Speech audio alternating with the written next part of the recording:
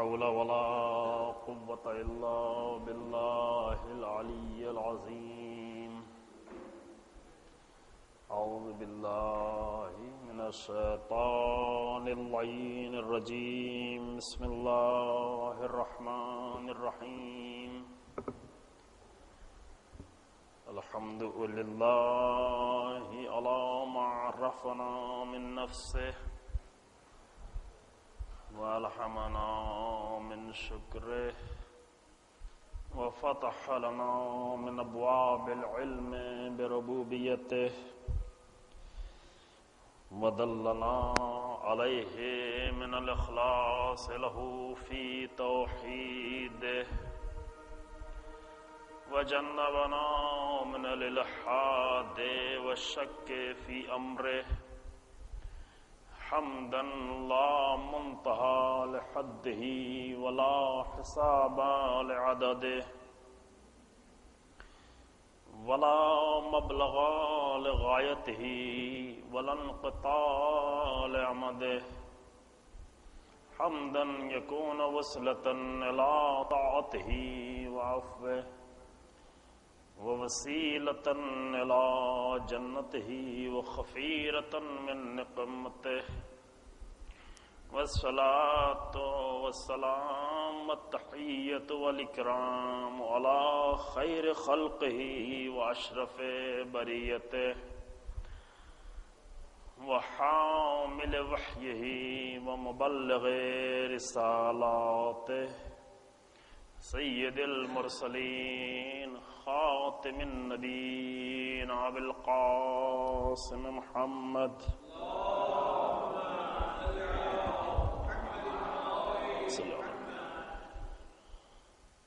ثم الصلاة والسلام على أهل بيته الطيبين الأطهرين المعصومين المظلومين الذين أذهب الله عنهم الرجس وطهرهم تطهيرا.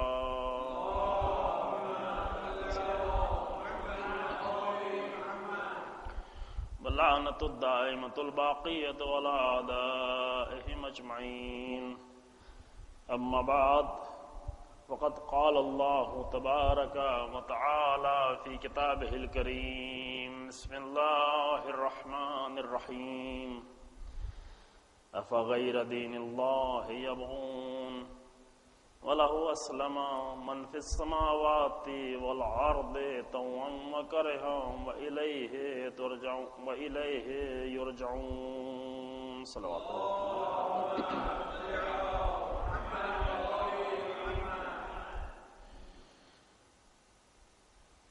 سورہ آل عمران کی آیت کریمہ 83 نمبر کی آیت جو چند دنوں سے آپ کی خدمت میں اس آیت کی تلاوت ہو رہی ہے اور اس کے ذیل میں جو گفتگو ہو رہی ہے اس کا عنوان ہے کربلا اور احیاء دین، یعنی کربلا میں جو دین کو نئی زندگی ملی ہے اور حسین ابن علی علیہ السلام نے اپنی عظیم قربانی کے ذریعے سے جو دین کو نئی حیات دی ہے، اور اس قربانی کے ذکر کے ذریعے سے ہمیشہ دین کو نئی حیات مل سکتی ہے، اس پر روشنی ڈالنے کی کوشش کی جا رہی ہے۔ عزاداری بھی در حقیقت اس لیے ہے کہ ہمیشہ دین کو نئی زندگی ملتی رہے، اسی طریقے سے جس طریقے سے حضرت سید الشہداء سلام اللہ علیہ نے اپنی قربانی کے ذریعے سے سن 61 ہجری میں مردہ دین کو، وہ دین کی جو فاسد ہو چکا تھا، وہ امت کی جو فاسد ہو چکی تھی، وہ قرآن کی جس کے اصولوں کو فراموش کر دیا گیا تھا، اس کو پھر سے نئی زندگی دی۔ اسی کو کہتے ہیں احیاء، کسی چیز کو احیاء کرنا، یعنی مردہ چیز کو زندہ کر دینا، کہ یہ کام مسلسل جاری رہنا چاہیے۔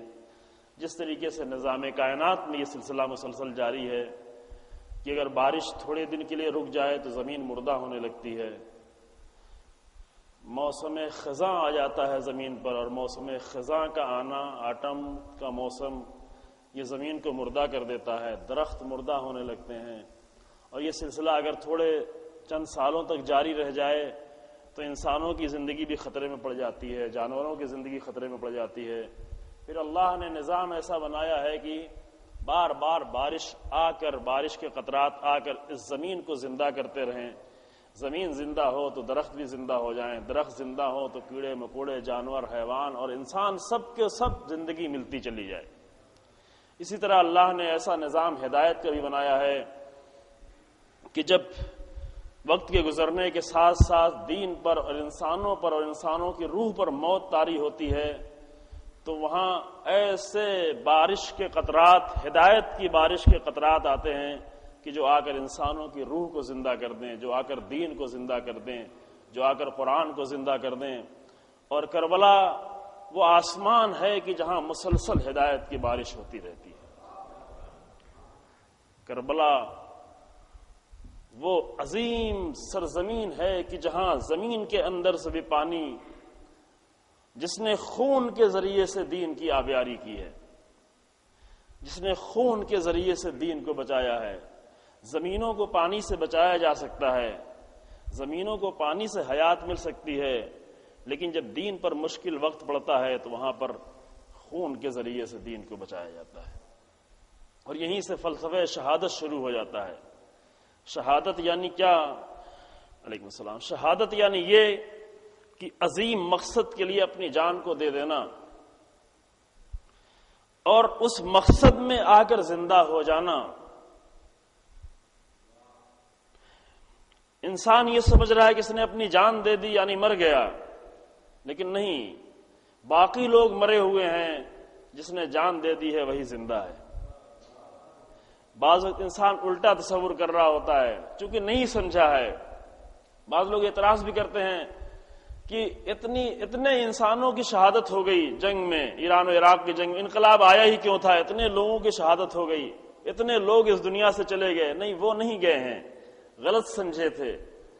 وہ زندہ ہیں، وہ ہمیں بھی زندہ کر رہے ہیں، وہ دین کو بھی زندہ کر رہے ہیں، وہ اسلام کو بھی زندہ کر رہے ہیں، وہ ملکوں کو بھی زندہ کر رہے ہیں، وہ تمام مسلمانوں کو زندہ کر رہے ہیں۔ ہم وہ ہیں کہ جو مرے ہوئے ہیں، ہم وہ ہیں کہ جو زندہ نہیں ہیں۔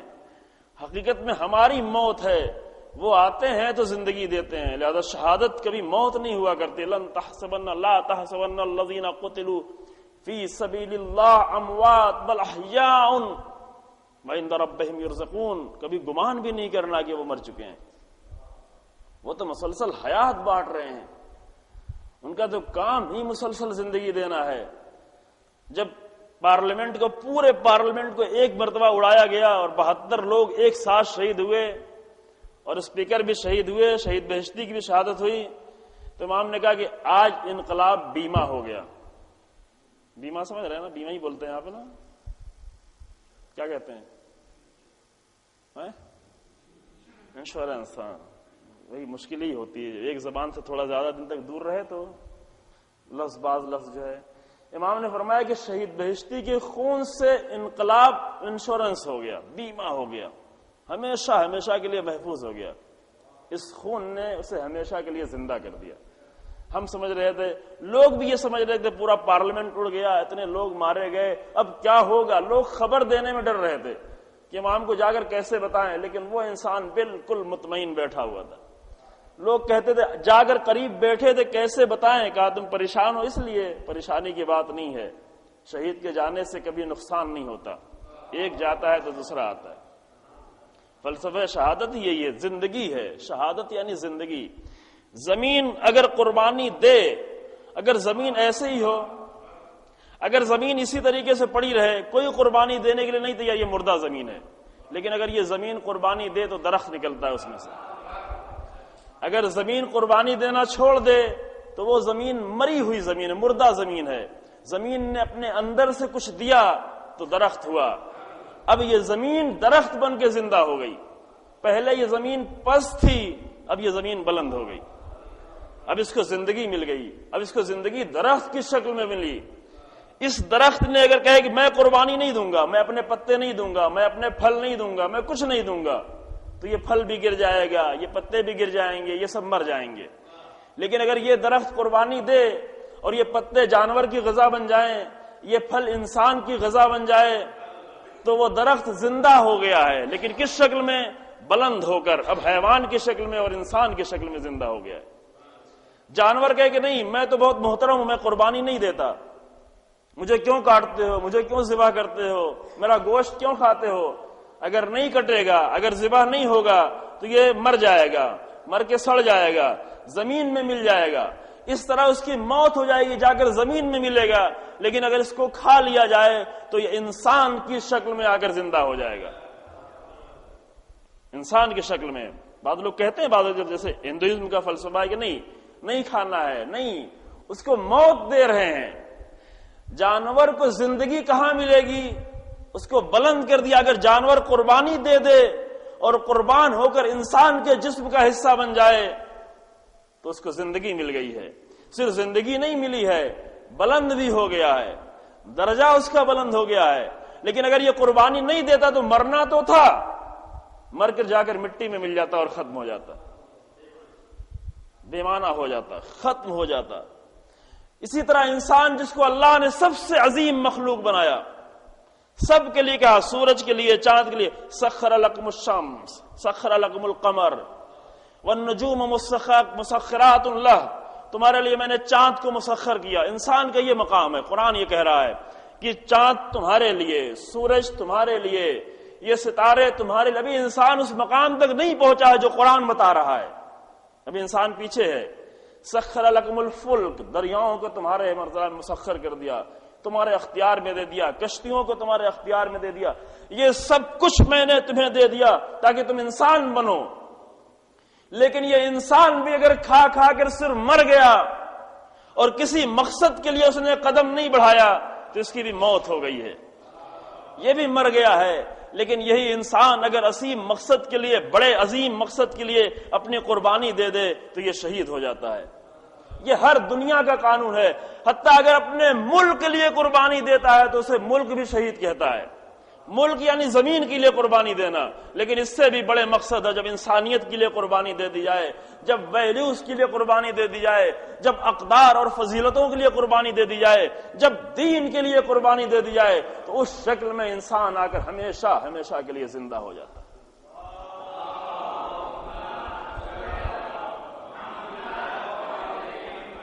یہ 1370 سال بعد، 1370 سال گزر جانے کے بعد آج بھی پوری دنیا میں ذکر حسین ابن علی کیوں ہے؟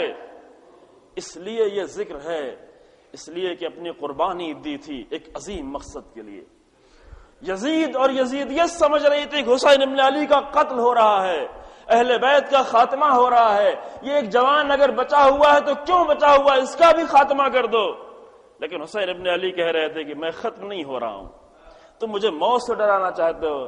سید سجاد نے یہ جملہ کہا، اتحددنی بالموت القتل لنا عادہ وکرامتنا الشہادہ، اے ابن زیاد تو مجھے موت سے ڈراتا ہے، قتل ہونا تو ہماری عادت ہے اور شہادت تو ہماری عزت و افتخار ہے، شہادت ہماری کرامت ہے، وکرامتنا الشہادہ، شہادت ہماری زندگی ہے، شہادت ہمارا عشق ہے، عاشق ہیں۔ کربلا والوں کا دین عشق کا دین تھا، عشق میں قربانی دینا آسان ہو جاتی ہے۔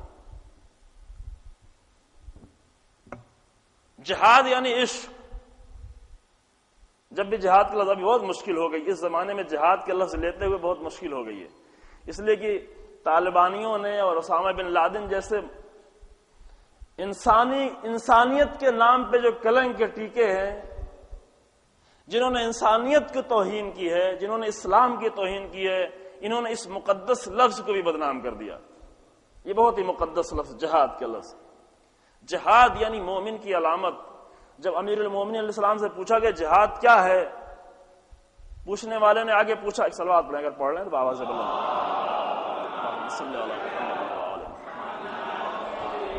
پوچھنے والے نے آگے پوچھا کہ مولا ایمان کیا ہے؟ تو امام نے کہا کہ ابھی نہیں پوچھو. پوچھا ہے. امام کبھی بھی کسی سوال کے جواب تاخیر سے نہیں دیتے تھے. لوگوں کو تعجب بھی ہوتا تھا, پوچھتے بھی آگے کیسے آپ اتنی جلدی سوال کا جواب دے دیتے ہیں, اتنی جلدی سوال کا جواب فوراً. کوئی بھی سوال جواب وہی تھا کہ پوری کائنات نظروں کے سامنے ہے. جس کی نظروں کے سامنے پوری کائنات ہو اسے سوال ڈھونڈنے میں, جواب ڈھونڈنے میں مشکل نہیں ہوتی. جس کی نظروں کے سامنے پوری دنیا کا علم ہے, پوری کائنات کا علم ہے, اسے جواب دینے میں دیر نہیں لگتی. رسول اللہ کی ذات جس کے سامنے ساری کائنات خلق ہوئی ہے, پوری کائنات اس کی نظروں کے سامنے, اسے جواب نہیں ڈھونڈنا پڑتا, جواب موجود ہے, جواب موجود ہے. لیکن ایک سوال کیا کہا ابھی نہیں پوچھو, لوگوں کے درمیان پوچھنا. کیونکہ کبھی ایسا ہوتا ہے کہ پوچھنے والا ایک بات سن کے بھول جائے اور دوسرے اسے سن کے یاد کر لیں. ہوتا ہے نا, پوچھنے والا پوچھے اور سنے اور بھول جائے, لیکن دوسرے اسے یاد کر لیں. اور یہ مسئلہ اتنا اہم تھا کہ کہا کہ دوسرے اس کو محفوظ رکھیں, لہذا بعد میں پوچھنا. اور یہ دونوں قول جو ہے نہج البلاغہ میں موجود ہے آخری چیپٹر میں. یہ جہاں پوچھنے والے نے پوچھا, کہا بعد میں پوچھنا لوگوں کے درمیان. پھر دوسرے نے آ کر پوچھا, پتہ نہیں اسی نے پوچھا کہ دوسرے نے آ کر پوچھا, لیکن لوگوں کے درمیان میں. تو امام نے تفصیل سے جواب دیا ایمان کیا ہے. الایمان علی اربع دعائم علی الصبر والیقین والعدل والجہاد. ایمان کے 4 ستون ہیں, ایمان کے 4 پلرز ہیں جس پر یہ بلڈنگ کھڑی ہوتی. 4 سپورٹ جس کے بغیر ایمان کی بلڈنگ نہیں کھڑی ہو سکتی. ایمان بننے کی چیز ہے, ایمان بنایا جاتا ہے. اور یہ ایمان کی بلڈنگ بغیر 4 پلرز کے نہیں ہے. کیا؟ صبر, علی الصبر والعدل والیقین والجہاد. صبر, یقین, عدل, جہاد, اسلامی جہاد, علی ابن ابی طالب کا جہاد, رسول اللہ کا جہاد, حسینی جہاد. اگر یہ اس میں سے نکال دیا جائے تو ایمان ہی نہیں ہوتا. ایمان کی بلڈنگ ٹیڑھی ہو جائے گی, گر جائے گی. اس میں سے کوئی ایک پلر بھی گرائیں, بلڈنگ گئی. اور پھر اس کی مولا نے تفصیل کی. صبر کیا ہے وہ بتایا. صبر کا بہت ہی غلط تصور ہمارے ذہنوں میں ہے. صبر کیا ہے وہ بتایا. پھر یقین کیا ہے یہ بتایا. پھر عدل کیا ہے یہ بتایا کہ زندگی کے ہر موڑ پر انسان عدل کے ساتھ کس طرح زندگی گزارے. ہر جگہ عدل کی ضرورت ہے, ہر فیصلے میں عدل کی ضرورت ہے, ہر عمل میں عدل کی ضرورت ہے. اعتدال کی زندگی, صراط مستقیم کی زندگی. صراط مستقیم ہوتا ہی نہیں ہے جب تک اعتدال اور عدل نہ ہو. اب یہ ایک لمبا موضوع ہے, ہمارے استاد بزرگان نے 1 مہینہ اس پر گفتگو کی ہے. اب وہ ہم چھیڑنا بھی نہیں چاہتے, کبھی توفیق ہوگی انشاءاللہ عرض کیا جائے گا. اہدنا الصراط المستقیم, کس طرح اعتدال کے راستے پہ انسان عدل کے راستے پہ آگے بڑھ سکتا ہے ہر جگہ, زندگی کے ہر موڑ پر. اور جہاد, اس کے بغیر ایمان مکمل نہیں ہوتا.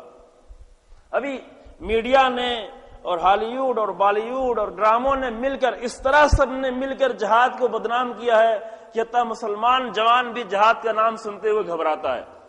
کیوں؟ اس لیے کہ باطل, نادان دشمن اور ہوشیار, نادان دوست اور ہوشیار دشمن دونوں نے مل کر, یہ کام دونوں نے مل کے کیا ہے. یہ نادان مسلمانوں نے اور چالاک دشمنوں نے سب نے مل کر جو اٹیک کیا, ایک سخت اٹیک, کلمہ جہاد کو بدنام کر دیا. اس کے بغیر ایمان نہیں مکمل ہوتا. جہاد کے بغیر توحید نہیں باقی رہتی, جہاد کے بغیر عدل نہیں باقی رہتا, جہاد کے بغیر اصول دین نہیں باقی رہتا, جہاد کے بغیر امر بالمعروف و نہی عن المنکر نہیں باقی رہتا. سب کچھ ہوتا, اگر علی ابن ابی طالب کا جہاد نہ ہوتا تو کچھ بھی باقی نہیں رہتا. سب کچھ ہوتا, اگر رسول اللہ کا جہاد نہ ہوتا تو یہ کچھ بھی باقی نہیں رہتا. سب اس سے باقی رہ گیا ہے. یہاں پر عشق سامنے آتا ہے, عشق میں جہاد کرنا. جہاد اور عشق 2 چیزیں ساتھ ساتھ ہیں. اب یہ بھی ایک مشکل ہے. عشق کا لفظ بھی ابھی ہندوستان میں کہتے ہوئے ڈر لگتا ہے, کیونکہ یہ مشکل ہوتی ہے. اچھے خوبصورت الفاظ کو جب گندے اور برے اور فاسد قسم کے لوگ لے لیتے ہیں تو وہ لفظ بھی گندا ہو جاتا ہے. طریقہ ہے. سیاست ایک اچھا لفظ ہے.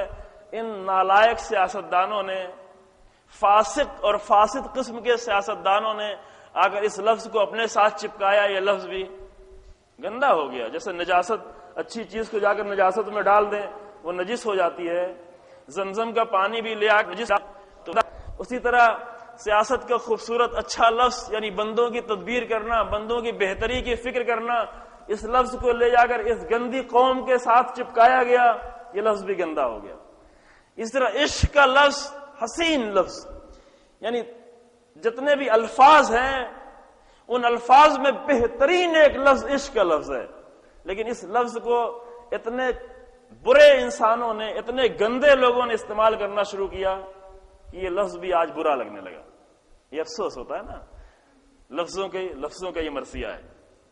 عشق کے لفظ کو بالی ووڈ کی جگہ جب آیا بالی ووڈ میں عشق کا لفظ تو ذلیل ہو جاتا ہے. یہ لفظ گندے لوگوں کے درمیان میں جب پہنچتا ہے تو لفظ بھی گندا ہو جاتا ہے. لیکن یہ بہت ہی خوبصورت لفظ ہے، بہت ہی حسین لفظ ہے، اور انسان کی اس سے زیادہ انسان کی زندگی پر اس کا اثر ہے. اگر عشق سے سروکار ہو، اگر انسان عاشقانہ زندگی جی رہا ہو. ابھی ہمارا پوری زندگی ہماری تاجرانہ ہے، ہماری عادت ہے تاجرانہ زندگی جینے کی. اب آپ صرف اپنے آپ کو نہیں سمجھے کہ آپ تاجر ہیں مثلا تو ہم آپ کو کہہ رہے ہیں نا، سب کی یہ حالت ہے. جو تاجر نہیں ہے ان کی بھی زندگی تاجرانہ ہے، جو تاجر ہے ان کی بھی زندگی تاجرانہ ہے. جو تاجر ہیں وہ دکان پہ بیٹھ کے تجارت کرتے ہیں اور دکان پہ تجارت کرتے کرتے گھر میں آ کے تجارت کرتے ہیں. جو لوگ تاجر نہیں ہیں وہ دکان پہ تو نہیں کر پاتے تجارت، لیکن مسجد میں بیٹھ کے تجارت کر رہے ہوتے ہیں. سارا کام تاجرانہ، گھر میں تجارت، باہر تجارت، ادھر تجارت ادھر تجارت، اللہ سے بھی تجارت، دین سے بھی تجارت. جب کچھ کر رہے ہیں فوراً کیا مل رہا ہے، فوراً خیال یہ ہوتا ہے کہ مل کیا رہا ہے، اور یہیں سے دین کی شکل بدلنا شروع ہو جاتی ہے. افغیر دین اللہ یبغون، الہی دین یعنی عشق، الہی دین یعنی ابراہیم یعنی عشق. یہ کلمات آئیں تو ان کلمات کے ساتھ کچھ اور بھی لفظ آنا چاہیے. الہی دین یعنی اسماعیل یعنی راہ خدا میں اپنے آپ کو پیش کر دینا یعنی عشق. عاشق اپنے آپ کو پیش کرتا ہے، تاجر تو نہیں پیش کرتا. تاجر کہتا ہے ٹھیک ہے پیسہ دے دیں گے، پیسے کے بدلے میں جنت لے لیں گے، یہاں تک تجارت چلے گی کیونکہ یہاں زیادہ نقصان نہیں ہے، پیسہ جا رہا ہے لیکن جنت مل رہی ہے. لیکن اگر خون دینا ہوا تو کہا یہ تجارت گھاٹے کی ہے، کیونکہ تجارت کا کام ہے نا، یہاں پر یہ تجارت گھاٹے کی ہو جاتی ہے. نماز پڑھ لیں گے ٹھیک ہے اچھی تجارت ہے، سکون مل جاتا ہے، 2 رکعت نماز پڑھتے ہیں سکون مل جاتا ہے. شاید اس کی قدر ہم اتنا نہیں جانتے لیکن بہت سے لوگ جانتے ہیں، جو مضطرب لوگ ہیں، پریشان لوگ ہیں. پتہ کہ یورپ میں جائیں چرچ میں آنے والے کہتے ہیں چرچ میں آتے ہیں سکون مل جاتا ہے، کیونکہ جس طرح بہرحال وہ اس کو یاد کرتے ہیں جس نے پیدا کیا ہے، جس نام سے یاد کرتے ہیں تو سکون مل جاتا ہے. لیکن اگر سچ میں آ کر انسان نماز پڑھ رہا ہے سکون مل جاتا ہے.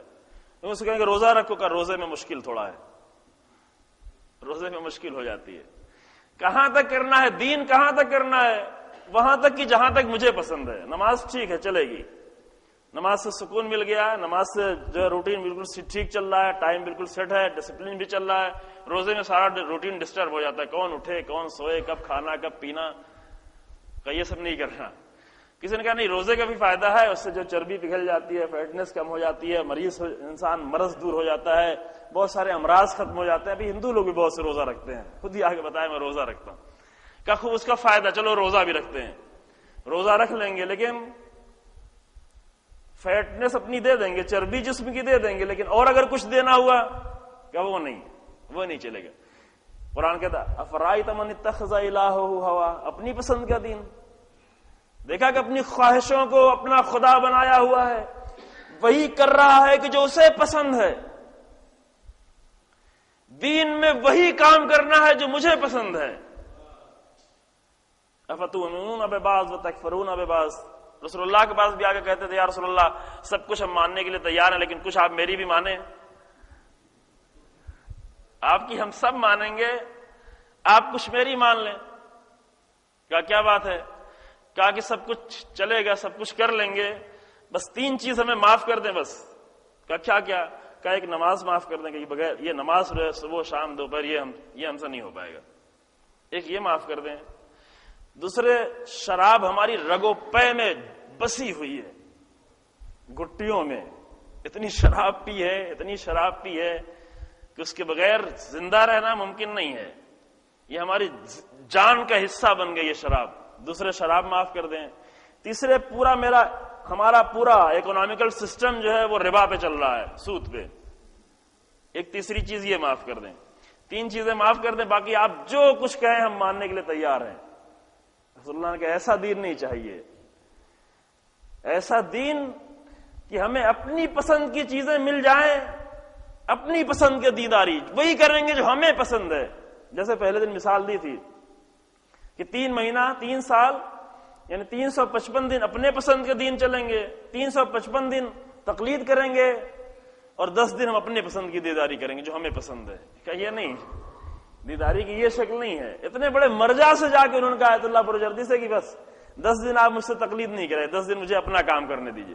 نہیں، افتؤمنون ببعض وتکفرون ببعض، بعض کو مانو گے بعض کو نہیں مانو گے. اس طرح دیداری نہیں ہوتی. یہ دین اللہ نہیں ہے. افغیر دین اللہ یبغون، کیا اللہ کے دین کے سوا کچھ اور چاہتے ہو؟ اللہ کا دین لینا ہے تو مکمل دین.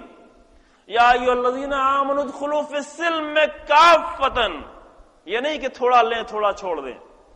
آؤ سلم یعنی اسلام، یعنی اسلام دین سلامتی، اس دین میں داخل ہو.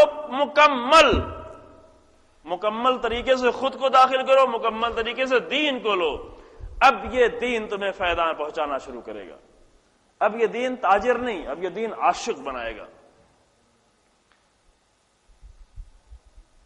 ایک دین ہے جو تاجر بناتا ہے، ایک دین ہے جو عاشق بناتا ہے. رسول اللہ کے دین انسان کو عاشق بناتا ہے.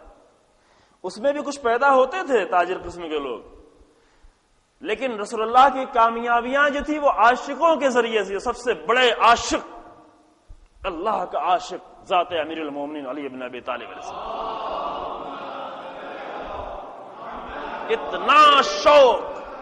اتنا شوق جنگ احد میں پلٹے کا، یا رسول اللہ اتنے زخم کھائے ہیں، 94 زخم جسم پر لگے ہوئے ہیں. رسول اللہ کے جان کی حفاظت کی ہے ان خطرات میں جب سب نے چھوڑا تھا، سب جب فرار کر رہے تھے. اتنے زخم کھا کر واپس پلٹے ہیں اور سر کو جھکا کے کہہ رہے ہیں یا رسول اللہ آج بھی میں زندہ رہ گیا. عاشقوں کا دین یہ ہوتا ہے، آج بھی میں بچ گیا. چچا حمزہ نہ رہے میں بچ گیا، کب مجھے شہادت نصیب ہوگی؟ آج بھی میں بچ گیا. بچنا، اتنے زخم کھانے کے بعد افسوس ہے تو بچنے کا افسوس ہے کہ میں آج بھی کیوں بچ گیا. یہ دین عشق ہے، دین علی دین عشق ہے. اور اس طرح رسول اللہ نے تربیت کی تھی اصحاب کی بھی کہ میدان میں جہاں بھی ضرورت پڑتی تھی عشق کے ساتھ جاتے تھے. تلواریں اپنی خود ہی لاؤ. اس زمانے کی طرح نہیں تھا کہ سب کچھ پہلے سے سامان اسلحہ سب کچھ موجود ہے، طاقت دی گئی ہے، کھلایا گیا ہے، بہترین کھانا کھلایا گیا ہے، سب کچھ کھلا کے، اور جب میدان میں آنا ہوا تو ڈرتا ہے انسان. وہاں رسول اللہ کے زمانے میں یہ سب کچھ نہیں تھا. کہا اگر میدان میں چلنا ہے تو اپنی تلواریں خود تیار رکھنا، اگر میدان میں چلنا ہے تو اپنے گھوڑے خود تیار رکھنا، ادھر سے کچھ نہیں ملنے والا ہے، ہم کچھ نہیں دیں گے. تمہیں اس عشق کے راستے کو طے کرنا ہے تو خود تیار رہنا. تاجروں کو دیا جاتا، تاجروں کو تنخواہیں دی جاتی ہیں، تاجروں کو کھانا دیا جاتا ہے، تاجروں کو تمام فیسلٹیز دی جاتی ہیں، تاجروں کو اسلحے دیے جاتے ہیں، لیکن عاشقوں کو کچھ نہیں دیا جاتا، کچھ بھی نہیں دیا جاتا. کہا تم خود تلوار رکھنا، تم خود گھوڑے تیار رکھنا، ادھر آواز آئے ادھر چلو. اور گئے. اصحاب رسول اللہ کا یہ کردار بیان نہیں ہوتا. یہ افسوس ہے.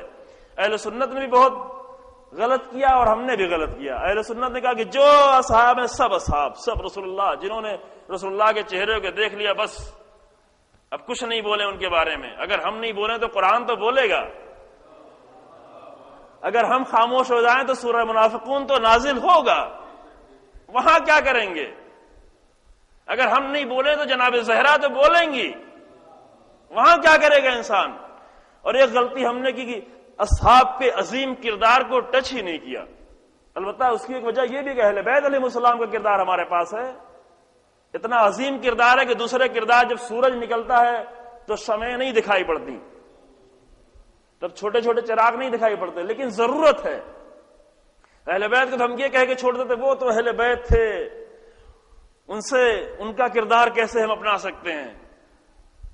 ایک مشکل ہے، یہ ایک بہت بڑی مشکل ہے، کبھی اگر فرصت ہوئی تو اسے بیان کیا جائے گا کتنا بڑا ظلم اس طرح اہل بیت پر ہوا ہے۔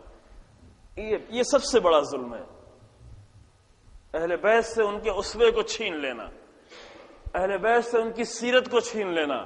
کچھ لوگوں نے آ کر اہل بیت سے ان کی حکومت کو چھینا، کچھ لوگوں نے بڑی محبت سے آ کر ان کی سیرت چھین لی۔ اللہ نے ان کو بنا کے بھیجا تھا، لقد کان لکم فی رسول اللہ اسوۃ حسنہ، رسول اللہ اسوہ ہے تمہارے لیے۔ امام حسین علیہ السلام نے خود اپنے لیے فرمایا ولی ولکم فی اسوہ، میں تمہارے لیے اسوہ ہوں۔ اسوہ یعنی رول ماڈل، یعنی سیرت، یعنی یہ تمہیں اپنانا ہے۔ ہم کہتے ہیں نہیں، کہاں وہ اور کہاں ہم۔ یہ جملہ اچھا ہے، صحیح ہے، لیکن اس سے مراد جو لی جاتی ہے وہ باطل ہے۔ جیسے امام علیہ السلام نے خوارج نے کہا کہ ان الحکم الا للہ، اللہ کا حکم صرف اللہ کا حکم۔ امام نے فرمایا کہ جملہ ان کا صحیح ہے، لیکن جو مراد یہ لے رہے ہیں باطل ہے۔ یہ اس جملے سے اپنے امام کا انکار کر رہے ہیں۔ خوارج نے یہی کیا، قرآن کی آیت پڑھتے تھے لیکن قرآن کی آیت پڑھ کے امام کا انکار کرتے تھے، جملہ صحیح کہتے تھے لیکن ان کی مراد بہت باطل ہوا کرتی تھی۔ ایسے ہم بھی جملہ صحیح کہتے ہیں، کہاں وہ اور کہاں ہم، صحیح ہے، یہ جملہ صحیح ہے، واقعاً وہ کہاں وہ اور کہاں ہم، لیکن اس سے جو مراد لیتے ہیں کہ ان کو پھر کنارے چھوڑ دو، ہم اپنا راستہ طے کریں، یہ مراد بہت باطل ہے۔ وہ ٹھیک ہے وہاں ہے لیکن جانا اسی طرف ہے۔ اگر کشتی سے کود گئے تو گمراہی ہے۔ کشتی ہیں، اہل بیت کشتی نجات ہیں، اس کشتی نجات میں چلنا اسی کشتی کے ساتھ ہے۔ اگر کشتی کو چھوڑ کے کسی اور راستے پہ چلے تو یہاں ہلاکت ہے، یہاں غرق ہو جانا ہے، یہاں تباہی ہے۔ لہذا غرق ہوئے وہ لوگ جنہوں نے کشتی سے نفرت کی، وہ بھی غرق ہوئے۔ وہ لوگ جنہوں نے کشتی پہ پتھر پھینکے، وہ بھی غرق ہوئے۔ اور وہ لوگ جو کشتی کو چاہتے تو تھے لیکن دور سے، کہتے کشتی بہت اچھی ہے، بہت خوبصورت ہے، بہت مضبوط ہے، سب کچھ ہے، لیکن سوار نہیں ہونا ہے۔ سوار نہیں ہوں گے تو طوفان آئے گا، غرق ہو جائیں گے۔ زیادہ غرق ہوتے ہوئے دکھ رہے ہیں، جیسے سب غرق ہو رہے ہیں ویسے ہم بھی غرق ہو رہے ہیں، چونکہ ہماری زندگی میں وہ کچھ نہیں نظر آتا جو اہل بیت کی زندگی میں تھا۔ اور اگر نہ ہو تو جیسے سب غرق ہو رہے ہیں ویسے ہم بھی غرق ہو رہے ہیں۔ معاشرے میں آ کر دیکھیں، سب ایک جیسے نہیں نظر آتے۔ جس کے پاس علی ابن ابی طالب موجود ہوں، جس کے پاس کربلا موجود ہو، جس کے پاس حسین ابن علی موجود ہوں، وہ اور دوسرے اگر ایک جیسے نظر آئیں یعنی مشکل کہیں پر ہے نا، یعنی کشتی پہ سوار نہیں ہوئے ہیں۔ اگر جس طریقے سے وہ کنارے غرق ہو رہے ہیں ہم بھی غرق ہوتے نظر آئیں، اخلاقیات میں، سماجیات میں، فیملی کے اندر، گھر کے اندر، ہر جگہ غرق ہو رہے ہیں اگر، تو اس کا مطلب یہ ہے کہ سوار نہیں ہوئے تھے، اور سوار نہیں ہوں گے تو جیسے دوسرے غرق ہو گئے ویسے نہ سوار ہونے والے بھی غرق ہو جائیں۔ آخرت کی بات نہیں ہو رہی ابھی، کشتی بھی رسول اللہ نے آخرت کے لیے نہیں بتایا، آخرت میں بچائے گی۔ کہا تھا اسی دنیا میں جب طوفان آئے گا گمراہیوں کا تو کشتی اہل بیت ہے جو تم کو نجات دے گی، لیکن کشتی اہل بیت نجات اس وقت دے گی جو آ کر اس کشتی پہ سوار ہو جائے۔ کشتی پہ سوار ہونے کی علامت یہ ہے کہ جس طرف کشتی جا رہی ہے اسی طرف سوار بھی جا رہا ہے۔ یہ تو نہیں ہوتا کہ کشتی کسی اور طرف جا رہی ہو، سوار کسی اور طرف جا رہا ہو، یہ تو نہیں ہوتا نا کبھی، نہیں، ساتھ ساتھ چل رہے ہیں۔ عشق کریں کشتی سے جیسے کربلا والے عشق کرتے تھے۔ اصحاب رسول نے بھی یہی کیا، اس طرح تربیت کی تھی رسول اللہ نے، وہی حقیقی اسلام بتا کر، اصل اسلام کا چہرہ دکھا کر اس طرح تربیت کی تھی کہ وہ اپنے گھوڑے خود تیار رکھتے تھے، اپنی تلواریں خود تیار رکھتے تھے۔ جوان ابھی اس کی نئی نئی شادی ہوئی ہے، کچھ لوگ اس میں تھے منافق بنی، مثلا کعب، عبداللہ ابن ابی منافقوں کا سردار، جو کہ اس کی حکومت چھن گئی تھی، یہ تاریخی واقعات ہیں۔ عبداللہ ابن ابی یہ منافقوں کا سردار، جنگ میں مجاہدین جا رہے تھے، سپاہی جا کے بہکا کے لے آیا کہ کہاں اتنے بڑے لشکر سے لڑنے جا رہے، تلواریں تو ہیں نہیں، گھوڑے تو ہیں نہیں، پیٹ میں کھانا ہے نہیں، تم کیا کرو گے، کیسے جا کے لڑو گے؟ یہی حال تھا نا جنگ بدر میں، نہ تلواریں تھیں نہ گھوڑے تھے، چند تلواریں، 3-4 گھوڑے کھجور کی ٹہنیاں لے کے جنگ کرنے جا رہے ہیں۔ یا کہہ رہا تم کہاں جا رہے ہو جنگ کرنے کے، تم جیتو گے، پیٹ خالی ہے، کچھ کھانا بھی نہیں ہے، طاقت بھی نہیں ہے، ایک رطب لے کے اس کو 2 حصہ توڑتے تھے، آدھا تم کھا لو، آدھا ہم کھا لیں، پھر پانی پی لیتے ہیں. اس طرح جنگ لڑی جاتی ہے. کہاں عاشقوں کی جنگ ایسے ہی ہوتی ہے. تاجروں کی جنگ ہے تو دوسری ہوگی. عاشقوں کی جنگ. عبداللہ ابن ابی لے آتا تھا، بہکا کے لے آتا تھا، بعض لوگ واپس بھی آ جاتے تھے. لیکن تربیت اس طرح کی تھی رسول اللہ نے، وہ لوگ جو واپس آئے ان کی بیویوں نے ان کو گھر سے باہر نکال دیا، ان سے بات کرنا چھوڑ دی، بات ہی نہیں کر رہی، پریشان ہو گئے. گلیوں میں ادھر ادھر ٹہل رہے، کہاں جائیں، بیویاں بات نہیں کر رہی ہیں. تو کبھی کبھی ضرورت پڑتی ہے بیویاں مردوں کو گھر سے باہر نکال دیں. اگر ایسے وقت میں باہر نکال دیں تو صحیح کر رہی ہیں. پھر آئے رسول اللہ کے پاس کہ رسول اللہ معاف کر دیں، اس کے بعد ایسی غلطی کبھی نہیں کریں گے. اگر غلطی کی معافی مانگی اور وہ بھی شامل ہوئے. کیوں؟ اس لیے کہ نکلے تھے، لیکن جو اس میں تھے وہ عجیب تھے، عجیب تھے. بہت کردار عزیزو، اصحاب رسول اللہ کا بہت عظیم کردار ہے. اس میں بہت سے لوگ شہید ہو گئے، لیکن عجیب کردار پیش کیا انہوں نے. مثلا جناب حنزلہ، ایک جوان. اب یہ واقعہ میں بار بار پڑھتا ہوں، آسان جلدی سے پڑھ لیتا ہوں، اب بہت سارے کردار اور بھی ہیں. حنزلہ نام سنا ہوا ہے؟ بعض نہیں سنا ہوتا، اتنے عظیم نام بھی نہیں سنے ہوتے ہیں، جوان نہیں سنے ہوتے. جناب حنزلہ ابھی نئی نئی شادی ہوئی تھی، چند دن ہوئے تھے شادی ہوئے، اور ادھر صبح کو اٹھے تو دیکھا کہ گلیوں میں گھوڑے دوڑ رہے ہیں، اسلحوں کی آواز آ رہی ہے.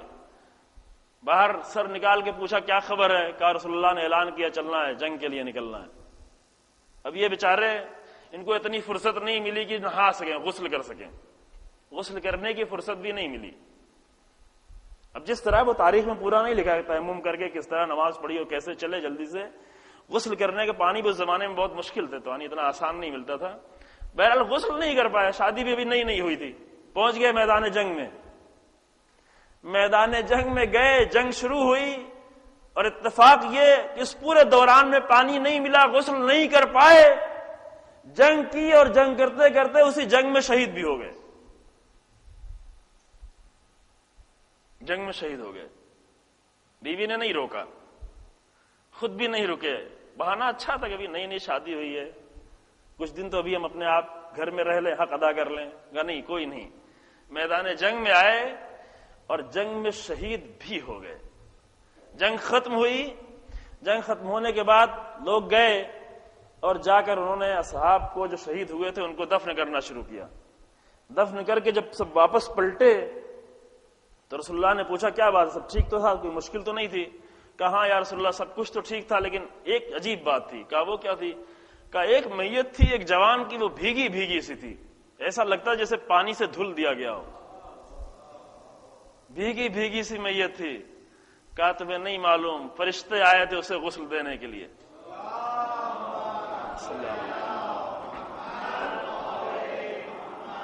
فرشتوں نے اسے غسل دیا ہے، اور اسی دن سے نام ان کا پڑ گیا، حنزلہ غسیل الملائکہ. تاریخ میں جو ان کا نام لکھا جاتا ہے ایسے، حنزلہ غسیل الملائکہ، یعنی جس کو ملائکہ نے غسل دیا ہے. پھر حنزلہ کے بیٹا بھی بعد میں شہید ہوا. یعنی کربلا کا واقعہ پیش آنے کے بعد ایک پورا ڈیلیگیشن گیا، لیکن لوگوں کو معلوم نہیں تھا واقعی یزید کیا کر رہا ہے. پھر گیا شام، جہاں سے پلٹا، اور بعض لوگوں نے کہا ایسا ویسا، لیکن اس نے کہا کہ میں نے دیکھ لیا ہے یزید کے کردار کو، اب میں خاموش نہیں رہ سکتا. اور اس نے قیام کیا اور شہید بھی ہوا مدینے میں، جناب عبداللہ ابن حنزلہ، حنزلہ کا بیٹا. خوب، یہ کون لوگ تھے؟ یہ تاجر لوگ نہیں تھے. تاجر نہیں جاتے اس طرح میدان میں. تاجر کے پاس ہمیشہ کیلکولیٹر ہوتا ہے، وہ ہر چیز کیلکولیٹ کر رہے ہوتے ہیں. یہاں پر جانا مناسب ہے کہ مناسب نہیں ہے. یہ کیلکولیٹر اگر گھر کے اندر ہے، دکان کے اندر، تو ٹھیک ہے، اچھا ہے. لیکن یہ کیلکولیٹر اگر مسجد میں آ گیا، یہ کیلکولیٹر اگر میدان جنگ میں آ گیا، تو انسان تاجر بن جاتا ہے. میدان جنگ میں بھی تاجر بن جاتا ہے، مسجد میں بھی تاجر بن جاتا ہے، سونے میں بھی تاجر ہے، خواب میں بھی تاجر ہے، بیداری میں بھی تاجر ہے. اور کربلا والوں کا دین یہ نہیں ہے. کربلا نے کس دین کو زندہ کیا ہے؟ عاشقوں کے دین کو زندہ کیا ہے. دین عشق، دین عشق کو زندہ کیا ہے. امام علی علیہ السلام بھی یہی فرماتے تھے، ان قوما انا قوما عبدوا اللہ رغبتاً، ایک قوم ایسی ہے جو اللہ کی عبادت کرتی ہے رغبت میں، لالچ میں، تجارت میں. فَتِلْكَ عِبَادَةُ التُّجَّارِ، یہ حدیث سنی ہوئی ہے نا، یہ نہج البلاغہ میں ہے. یہ تاجروں کی عبادت ہے عبادت وہ بھی ہے، تجارت کے بدلے میں جو چاہ رہے تھے وہ مل بھی جائے گی، لیکن ہے یہ تاجروں کی عبادت. فَتِلْكَ عِبَادَةُ التُّجَّارِ وَإِنَّ قَوْمًا عَبَدُوا اللَّهَ رَهْبَةً، اور ایک قوم ہے جو خوف میں اللہ کی عبادت کرتی ہے، جہنم کا خوف، پریشان کی ہو جہنم کا خوف. فَتِلْكَ عِبَادَةُ الْعَبِيدِ، یہ غلاموں کی عبادت ہے. ڈر کے جو کچھ کر رہا ہے، ڈر کے کر رہا ہے، جہنم سے ڈر کے کر رہا ہے، بچ بھی جائے گا. اب یہاں شام کی مجلس میں کل پڑھا تھا کہ بہت سے لوگ روز محشر جہنم کو دیکھ دیکھ کے اس کا شکریہ ادا کر رہے ہوں گے. قرآن نے بھی کہا ہے، قرآن نے بھی جہنم کا کہاں ذکر کیا ہے؟ بہت جگہوں پہ ذکر کیا ہے، اور سورہ رحمان میں بھی ذکر کیا. ہاذہ جہنم التی کنتم تکذبون، یہی وہ جہنم ہے جس کا تم انکار کرتے تھے. پھر اس کے بعد اور آیت آنے کے بعد فبأي آلاء ربکما تکذبان، اللہ کی کن کن نعمتوں کا انکار کرو گے، اللہ کی کن کن نعمتوں کا تم انکار کرو گے. بعض لوگوں کے لیے واقعا نعمت بن گئی جہنم، کہ جب جہنم سے گزر کے جنت کی طرف جا رہے ہوں گے تو مڑ مڑ کے شکریہ ادا کریں گے، اے جہنم اگر تو نہ ہوتی تو میں جہنم کی جنت کی طرف نہ جا پاتا، تیری وجہ سے جا رہا ہوں جنت میں، تو تیری وجہ سے جا رہا ہوں. تو چلے جائیں گے. لیکن فَتِلْكَ عِبَادَةُ الْعَبِيدِ، یہ ہے غلاموں کی عبادت. انسان پوری زندگی غلام رہا ہے. پہلے والا جو انسان تو پوری زندگی تاجر رہا ہے. دوسرا انسان جو خوف سے عبادت کر رہا ہے وہ پوری زندگی غلامی کی زندگی گزار گیا ہے، آزاد نہیں. امام علی علیہ السلام فرماتے ہیں کہ اللہ نے تمہیں آزاد پیدا کیا ہے. لا تکن عبد غیرک وقد جعلک اللہ حرا، کسی کا غلام بن کے زندگی نہیں جیو، کیونکہ اللہ نے تم کو آزاد پیدا کیا ہے. آزاد لوگوں کی صفت یہ فرماتے ہیں وَإِنَّا قَوْمًا عَبَدُوا اللَّهَ شُكْرًا فَتِلْكَ عِبَادَةُ الْأَحْرَارِ، اور ایک قوم وہ ہے کہ جو اللہ کی عبادت کرتی ہے صرف شکر کے لیے. پروردگارا اتنی نعمتیں، میں تو اس لائق نہیں تھا، میں تو ان نعمتوں کے لائق نہیں تھا، اتنی نعمتیں تو نے مجھے دی، تیرا شکر کیسے ادا کریں؟ شکر ادا کرنے کے بعد پھر کہتے ہیں پروردگارا پھر کیسے شکر ادا کریں؟ تیرے شکر کا حق نہیں ادا ہوتا، تیری حمد کا حق نہیں ادا ہوتا. یہ فَتِلْكَ عِبَادَةُ الْأَحْرَارِ، یہ آزاد انسانوں کی عبادت ہے. اور یہ عبادت قیمتی ہے، وہ بھی عبادت ہے، انکار نہیں کیا. یہ نہیں کہا امام نے کہ یہ عبادت نہیں ہے عبادت، لیکن غلاموں کی اور تاجروں کی. لیکن ایک عبادت کہا کہ یہ آزاد انسانوں کی عبادت ہے. آزاد انسان یعنی عاشق، یعنی عشق پروردگار میں.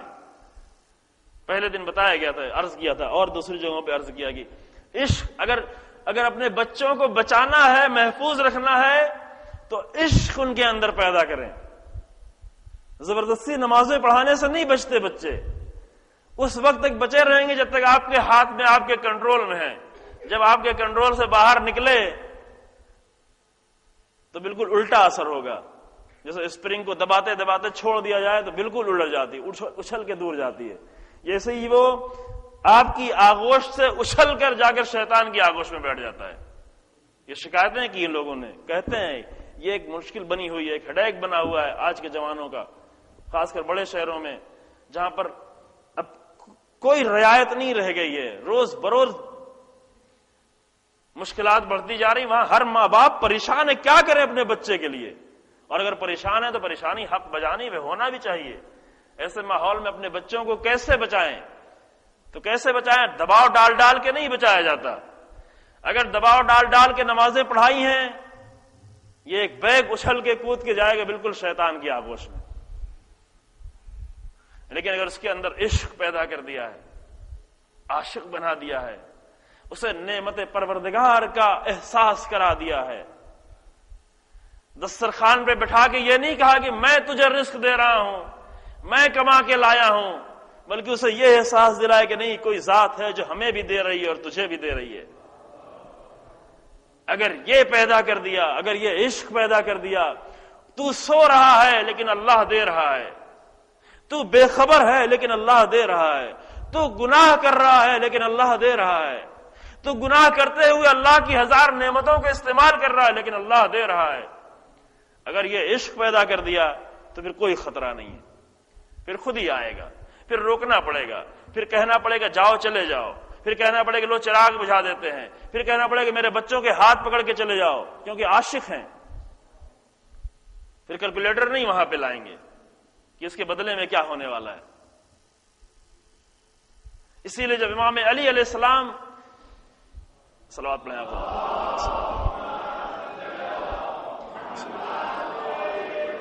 امیر المومنین علیہ السلام جنگ صفین میں جب گزرتے ہوئے کربلا کی سرزمین سے گزرے،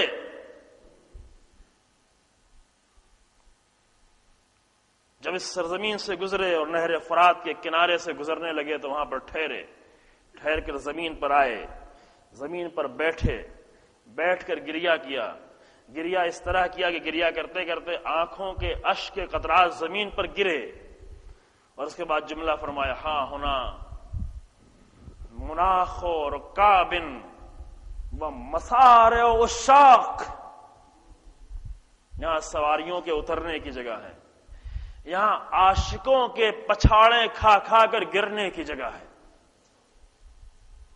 یہ عاشقوں کی سرزمین ہے۔ یہ امیر المومنین کہہ کے گئے تھے، یہ علی بن ابی طالب پہلے سے کہہ کے گئے تھے، کربلا کے واقعے کے 23-24 سال پہلے یہ کہہ کے گئے تھے کہ یہ مسارع عشاق، یہ عاشقوں کے گرنے کی سرزمین ہے، یہاں پر عاشق آئیں گے، عاشق وہ بن کر آئے گا کہ جس کا دین عاشقانہ دین ہو، تاجر کربلا نہیں آ سکتا، تجارت کرنے والے کربلا میں نہیں آ سکتے، آئیں گے بھی تو چلے جائیں گے۔ ایک واقعہ شاید آپ نے کبھی نہیں سنا ہو، ایک تاجر آیا تھا کربلا میں، ایک تاجر بھی کربلا میں آیا تھا حسین ابن علی کے ساتھ، لیکن اصحاب حسینی میں سے نہیں تھا۔ ایک جگہ میں نے یہ واقعہ پڑھا، بعض لوگوں کو مشکل پیدا ہوئی کہ بھئی کیسے کربلا سے تو کوئی نہیں گیا، نہیں، کربلا سے حسین ابن علی کے اصحاب میں سے کوئی نہیں گیا، کوئی نہیں گیا۔ ایک انسان اس میں وہ بھی ہے کہ جس کو عاشور کے دن یہ خبر ملی کہ شہر رہ سے آتے ہوئے تیرے جوان بیٹے کو گرفتار کر لیا گیا ہے، عاشور کے دن، یہ 9 محرم کو اسے یہ خبر دی گئی کہ تیرے جوان بیٹے کو گرفتار کر لیا گیا۔ اس زمانے میں گرفتاری یعنی کیا؟ آج کی گرفتاری نہیں، کیونکہ آج کی گرفتاری 5 سال کی، 3 سال کی، 10 سال کی، 20 سال کی، پھر 20 سال کی بھی سزا دن رات ملا کے 10 سال کی کٹ جائے گی، آدھی ہو جائے گی، پھر اس میں اگر اچھا کیریکٹر رہا ہے تو اور بھی کم ہو جائے گی۔ معلوم ہے کہ 10 سال بعد نکل جانا ہے، معلوم ہے کہ 3 سال بعد نکل جانا ہے، معلوم ہے کہ 6 مہینے بعد نکل جانا ہے، لیکن اس زمانے میں یہ نہیں ہوتا تھا، صرف لوگوں کو یہ معلوم ہوتا تھا کہ کوئی زندان میں گیا زمین کے نیچے، لیکن اس کے بعد یہ کسی کو نہیں معلوم کہ وہ واپس بھی پلٹے گا، بھیجنے والا بھی بھول جاتا تھا کہ کسی کو میں نے بھیجا ہے۔ اب وہاں سے میت نکلتی تھی، صرف زندانوں سے میت، توجہ فرما رہے ہیں آپ، زندانوں سے زندہ انسان نہیں نکلتا تھا، میت نکلتی تھی جو سورج کی دھوپ بھی نہیں دیکھ پاتے تھے۔ اور اس ضعیف باپ کو یہ خبر دی گئی کہ میرا جوان بیٹا گرفتار ہوا ہے، اور ظالم حکومت نے عشق علی ابن ابی طالب کے جرم میں اسے گرفتار کیا ہے، عشق کے جرم میں گرفتار ہوا ہے۔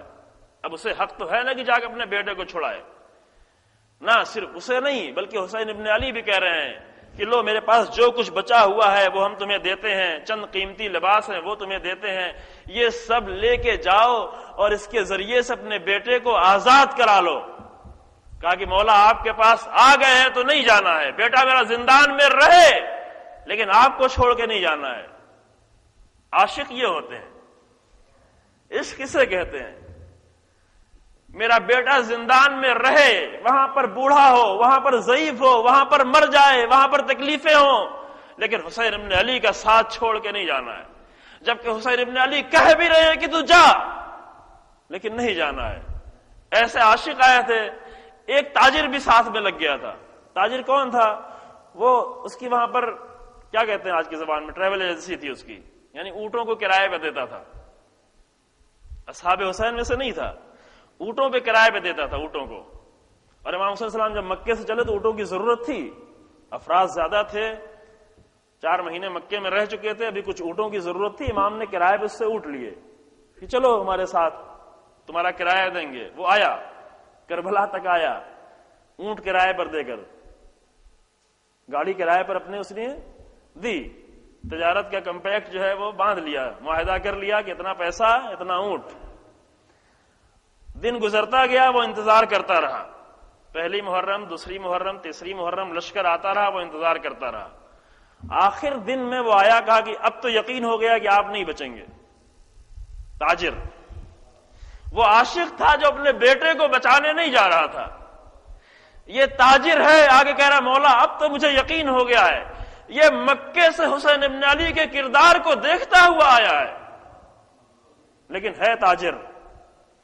یہ مکے سے ابو الفضل العباس کو دیکھتا ہوا آیا ہے, مکے سے علی اکبر کو دیکھتا ہوا آیا ہے, یہ مکے سے ان کرداروں کو دیکھتا ہوا آیا ہے, لیکن تاجرانہ ذہنیت سے آیا تھا.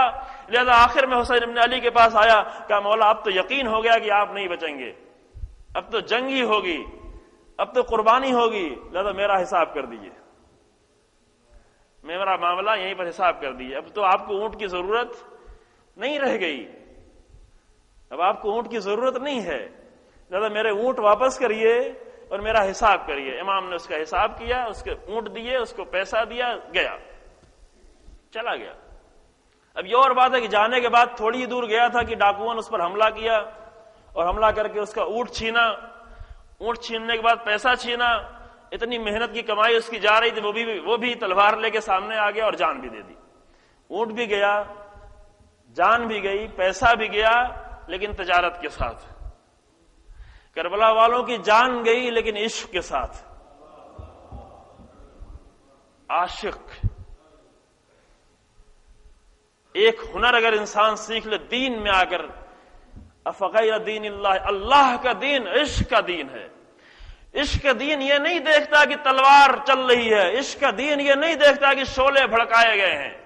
کتنے شعلے تم بھڑکاؤ گے, شعلے تم بھڑکا بھڑکا کے تھک جاؤ گے, لیکن ابراہیم کا عشق پیچھے نہیں ہٹے گا.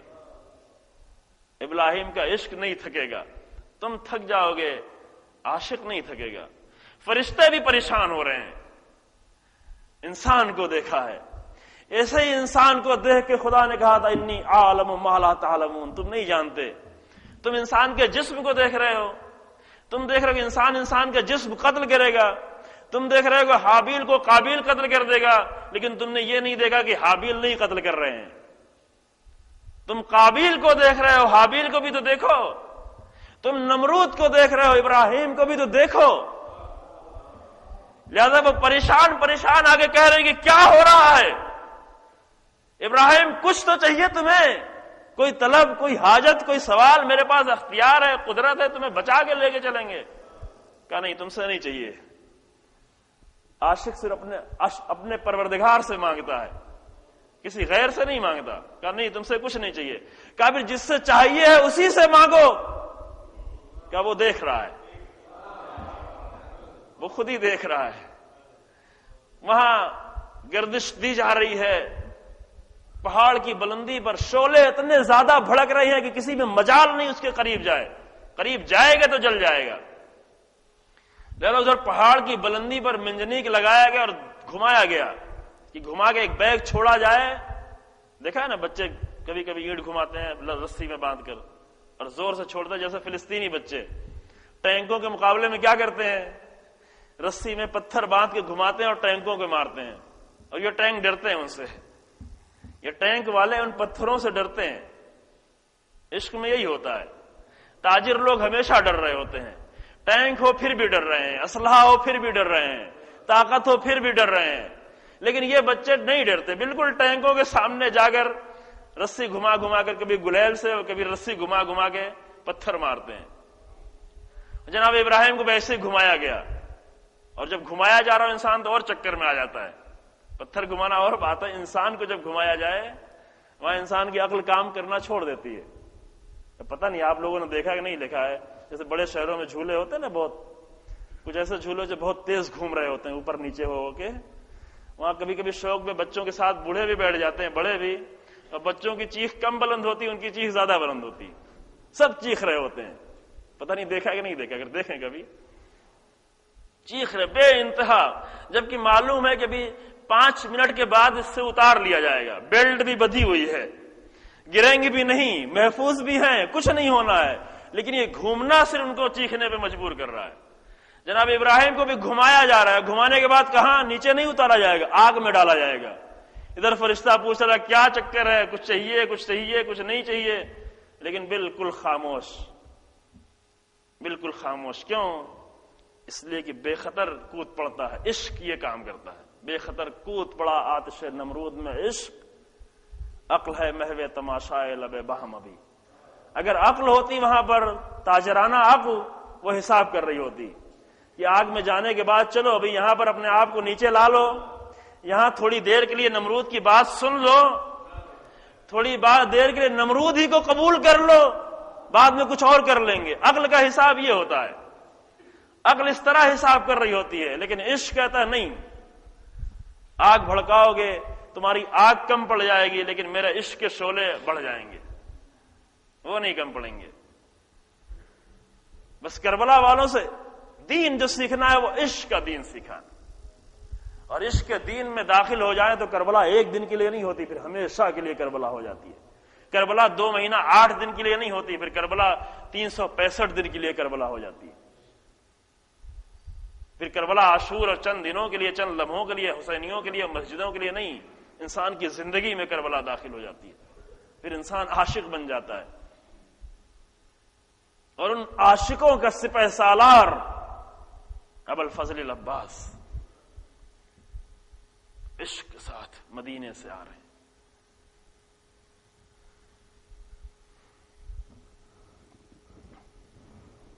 عاشقوں کے سپہ سالار، عاشقوں کا امام حسین ابن علی، عاشقوں کے سپہ سالار عباس ابن علی،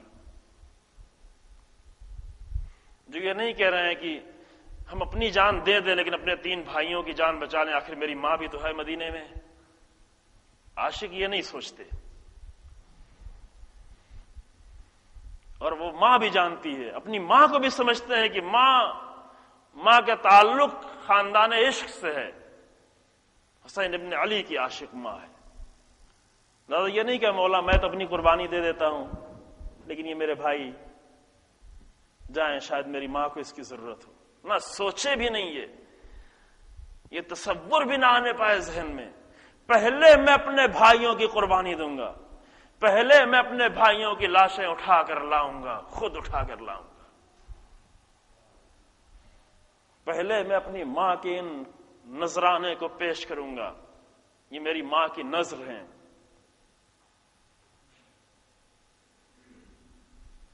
اور وہ ساری قربانی پیش کی. کربلا میں جو جا رہا ہے مقتل میں، سب کا عباس ابن علی کے ساتھ بہت گہرا رابطہ ہے، خاص کر بنی ہاشم، سب کا بہت گہرا رابطہ ہے. سب کو سکھایا ہے، سب کو پڑھایا ہے، سب کو جنگ کرنا سکھایا ہے، سب کو ایک ایک ہنر سکھایا ہے، اپنے ہاتھوں سے سکھایا ہے. قاسم گئے اور واپس نہیں آئے، عباس دیکھتے رہ گئے. یہ عباس جانتے ہیں. علی اکبر گئے واپس نہیں آئے. چونکہ معتبر مقاتل میں ہمارے یہاں زیادہ تر جناب علی اکبر کی شہادت آخر میں پڑھی جاتی ہے، لیکن تمام مقاتل میں علی اکبر کی شہادت پہلے ہے. تمام مقاتل میں حسین ابن علی نے خود ہی بڑھا، تقدم بلدی میرے لال آگے بڑھو. آخری شہید مقاتل نے جناب عباس کو پیش کیا ہے. سب کی لاش اٹھا کے لانا، ایک ایک کی لاش اٹھا کے لانا،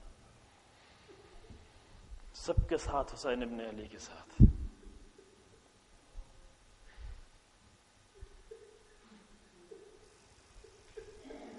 آخر میں اتنا دل تنگ ہونے لگا کہ اب اس صابر سپہ سالار کو بھی ایسا لگنے لگا کہ اب اس کے بعد صبر کی منزل میری نہیں ہے، صرف حسین ابن علی کی منزل. پہ بہت قربانی. اور محمد کی لاشیں میری نظروں کے سامنے. میرے بھائی، میرے عزیز، میرے اقربا، مشہور 18 بنی ہاشم ہیں، لیکن جو تاریخ میں نام جو لکھے گئے ہیں وہ 30 بنی ہاشم کے بھی نام موجود ہیں. چونکہ کربلا کی مشہور جو تعداد ہے وہ 72 ہے، لیکن اور جو تاریخ میں نام ہے وہ زیادہ ہیں. آپ جب گنج شہیدہ میں جائیں گے کربلا، اور وہاں شہداء کے جو نام لکھے ہیں وہ زیادہ نام ہیں، کچھ زیادہ نام ہیں. اور یہ ساری شہادتیں عباس ابن علی کی نظروں کے سامنے. لہذا آخر میں آئے کہا مولا اب میرا دل سینے میں تنگ ہو رہا ہے. یہ لفظ ہے، لفظ یہ ہے. ایک خاتون نے سوال کیا تھا کہ آپ جو مصائب پڑھ رہے ہیں، کچھ امام حسین علیہ السلام کے مصائب اس طرح سے، اور سنا کچھ اور تھا. بہتر یہی ہے کہ کہا بھی گیا ہے، مثلا عاشور کے دن کہا گیا کہ مقتل کو جا کے پڑھیں، خود ہی پڑھیں. ابھی آسان بھی ہو گیا، ترجمے بھی ہو گئے، انگریزی میں ترجمے ہو گئے، اردو میں ترجمے ہو گئے. مقتل سے تھوڑا رابطہ رکھیں، اچھا ہے. کربلا میں کیا کچھ ہوا، بہت کچھ ہوا.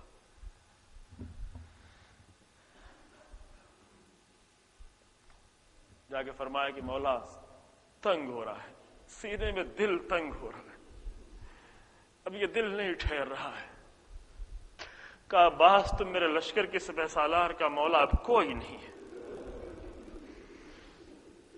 اب تو کوئی نہیں ہے، اب میں اکیلا ہوں. دشمن حملے کر رہے ہیں، دشمن خیموں کی طرف بڑھ رہے ہیں، دشمن نے ہمیں تنہا سمجھ رکھا ہے. لیکن حسین ابن علی کے لیے بہت سخت مرحلہ تھا. اپنے 32 سال کے بھائی جو سائے کے طرح ساتھ ساتھ رہتا تھا، چونکہ عباس کو معلوم تھا کہ مجھے کس لیے تیار کیا گیا ہے. سائے کی طرح ساتھ ساتھ، دن میں ساتھ، رات میں ساتھ. حسین ابن علی کا ساتھ نہیں چھوٹتا تھا. حسین ابن علی کے لیے بھی سخت ہے کہ عباس کا ساتھ چھوٹ جائے. اور یہ مشکل کیسے حل ہو؟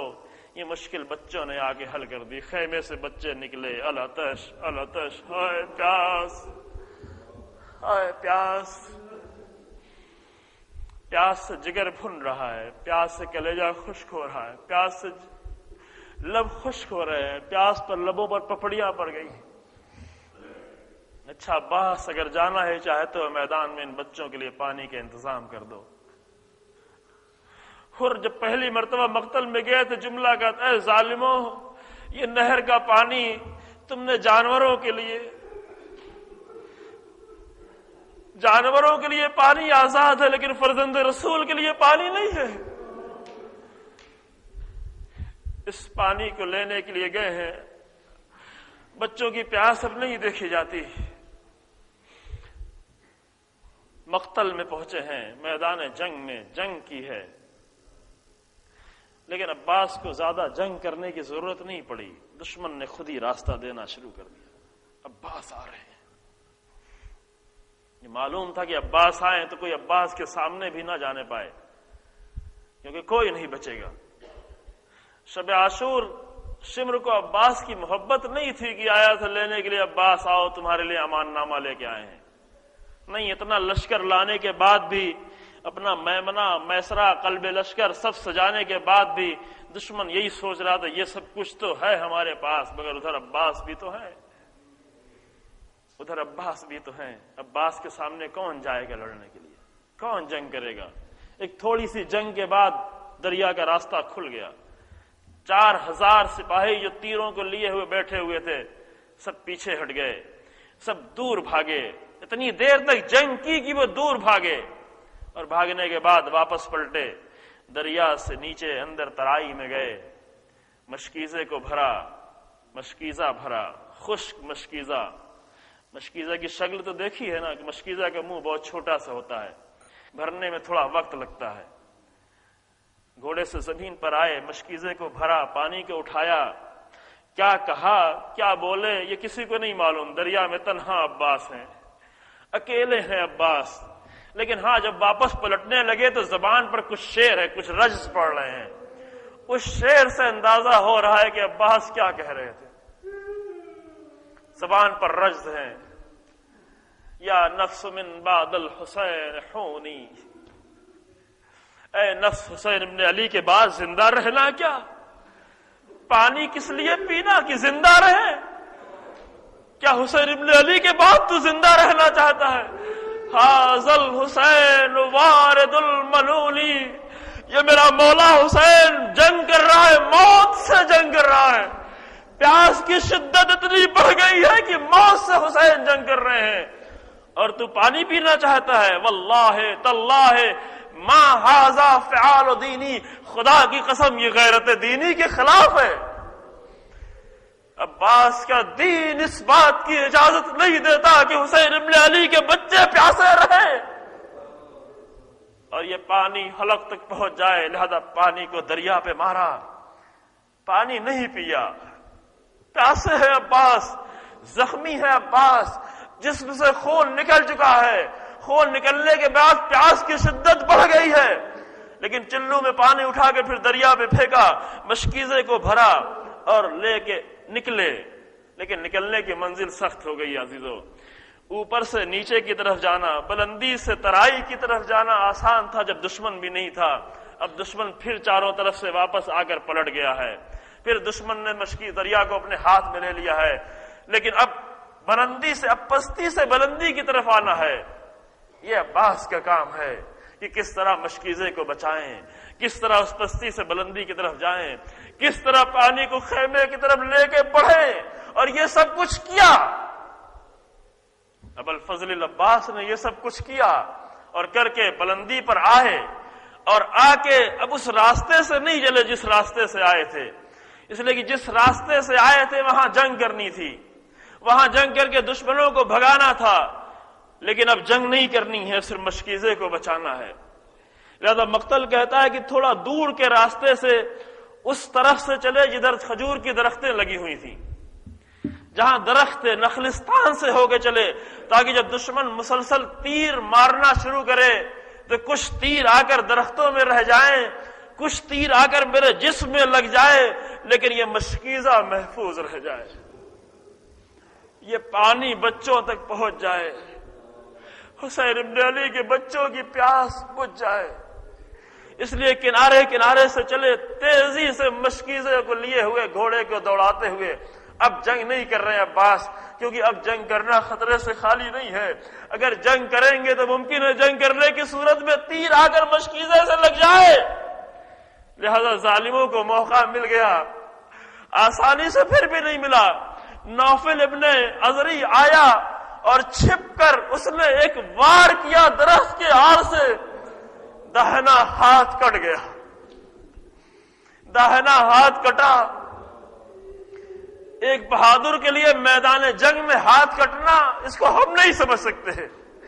ہاتھ کٹا، پیچھے مڑ کے دیکھا، ہاتھ زمین پہ گرا، لیکن عباس نہیں رکے، پھر رجز پڑھنا شروع کیا. واللہ ان قطعتم یمینی، واللہ ان قطعتم یمینی انی حامی عبدا عن دینی. خدا کی قسم اگر تم نے میرے داہنے ہاتھ کو کاٹ دیا ہے تو پھر بھی عباس کو مجبور نہیں سمجھنا. عباس ابھی بھی دین کی حفاظت کرتا رہے گا. وعن امام البر الیقینی، وعن امام الیقینی نجل النبی الطاہر الامینی. اور عباس اپنے ہاتھ کے کٹ جانے کے بعد بھی اپنے مولا حسین کی حفاظت کرتا رہے گا. تم سمجھتے ہو کہ میرا ہاتھ کٹ گیا، میرا داہنا ہاتھ کٹ گیا، لیکن عباس کے حوصلے نہیں پست ہونے والے ہیں. ابھی بھی ان امام الصادق الیمینی نجل النبی الطاہر الامینی، ہم ابھی بھی اپنے نبی اور اپنے امام کی، اپنے نبی کے اولاد، اپنے نبی کے فرزند کی حفاظت کرتے رہیں گے. اور تیزی سے آگے بڑھتے گئے، ہاتھ کی بھی کوئی فکر نہیں کی، مشکیزے کو سنبھالے ہوئے ہیں. لیکن تھوڑی دور بڑھتے بڑھتے اس حربے کو دشمن نے سمجھ لیا. ایک دوسرے ظالم نے بھی آگے بڑھ کر بائیں ہاتھ میں جو تلوار سے حملہ کیا، بایاں ہاتھ بھی کٹ گیا. عزیزو اب یہ منظر بہت سخت آ گیا ہے. میدان جنگ میں ایک مجاہد، ایک شیر جس کے دونوں ہاتھ موجود نہیں ہے. اگر میدان جنگ میں تلوار بھی چھوٹ جاتی ہے انسان گھبرا جاتا ہے، لیکن وہ کیا کرے جس کے ہاتھ موجود نہیں ہے.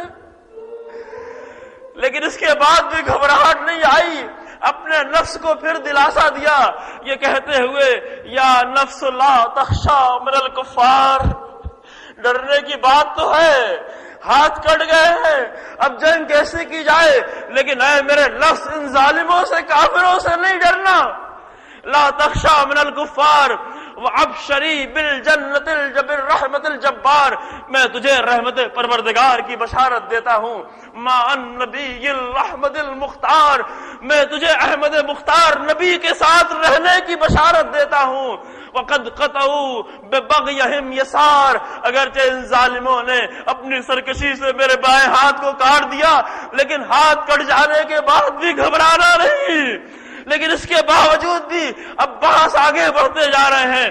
اب ظالموں نے سمجھ لیا کہ ہاتھ کٹ جانے کے بعد بھی اگر عباس آگے بڑھ رہے ہیں تو اس کی وجہ یہ ہے کہ مشکیزے کو سینے سے لگا رکھا ہے، صرف مشکیزہ ہے جس کو پہنچانا چاہتے ہیں، لہذا مشکیزے کو اب سینے سے اس طرح لگایا کہ سینے سے لگا کر خود کو مشکیزے پہ جھکا دیا کہ اب تو ہاتھ سالم نہیں ہے، جتنے تیر آئے وہ سب میرے جسم میں پیوست ہوتے جائیں، لیکن کوئی تیر مشکیزے میں نہ لگے۔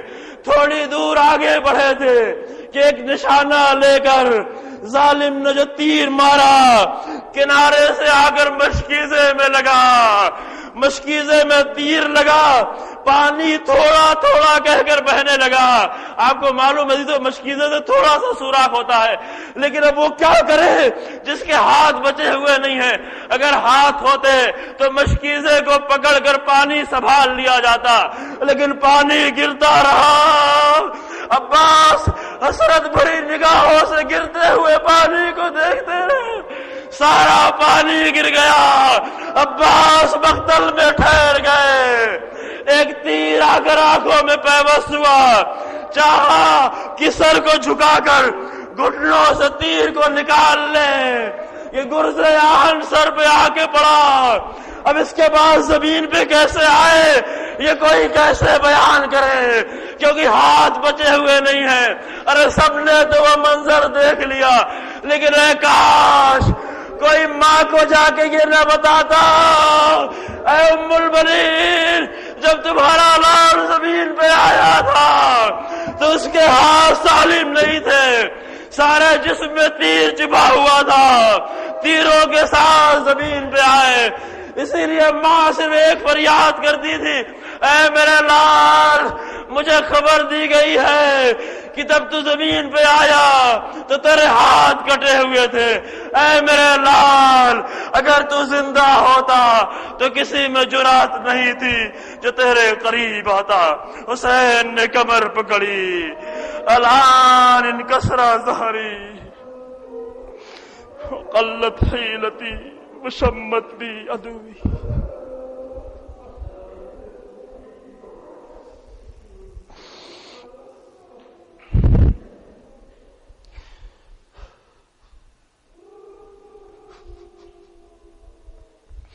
پروردگار ہمارے اس مختصر سے اعمال کو قبول فرما، پروردگار ہمارے گناہان کبیرہ و صغیرہ کا معاف فرما، پروردگار مسلم پریشان حال مومنین ان کی پریشانیوں کو دور فرما، جو مریض ہیں ان کو شفاء کامل عطا فرما، مردائے مسلمین کو شفاء عطا فرما، اسرائے مسلمین کو آزادی عطا فرما، عالم اسلام میں جہاں جہاں بھی مشکلات ہیں ان مشکلات کو حل فرما، پروردگار ظالموں کے ظلم کو ان کی طرف پلٹا دے، اہل شر کے شر کو ان کی طرف پلٹا دے، اپنے دین کو عزت و بلندی عطا فرما، کلمہ حق کو پستی و ذلت عطا فرما، امام زمانہ کے ظہور میں تعجیل فرما، اور ہمیں امام کے اعوان و انصار میں شمار فرما۔ ربنا تقبل منا انک انت السمیع العلیم بحق محمد۔